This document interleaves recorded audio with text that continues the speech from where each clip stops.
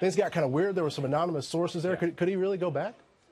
Great team, great quarterback, and a lot of money. Let's just put that wish list out there. And if DeSean Jackson has been asked about any team this offseason and any possibility, he hasn't shot any of it down, and that's a smart thing to do. Keep all of your options open now that free agency has approached. I talked to him after he played that game down in Philly last year, and he was cheered as he was coming off the field, and cheered by people not only in Redskins jerseys but also people in a lot of Eagles gear as well. And he said, it's funny, I was getting booed a couple of years ago, but now all of a sudden I'm being cheered. He knows why, because free agency is a possibility. And a lot of those things that happened in Philly happened under the Chip Kelly regime. That's what led to him leaving Philly. So I don't feel like there's going to be any hard feelings on that end. And particularly that last element that I talked about is going to be a huge factor, which is the money. If the money is right for DeSean Jackson, along with some of those other elements, then that'll be the destination he winds up going. I wouldn't rule out Philly. Absolutely not.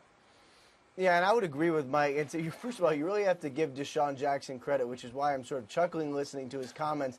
It really seems like any team that you ask him about, he says he would love to play there, which is the best way to go into free agency, for really his second crack of free agency for him. He seems willing to play for a good team who's going to pay him a lot of money. And this receiving market is going to be very interesting because it does not seem to be top-heavy. Of course, there's Alshon Jeffrey, assuming that the Bears do not franchise tag him. Then there's a bunch of other guys similar to DeSean Jackson, guys who can be playmakers, but maybe not that top shelf young guys in their prime. You got Kenny Britt, who obviously has been durable and came on pretty strong with the Rams. You have Kenny Stills, who a lot of teams see as maybe the highest ceiling of some of these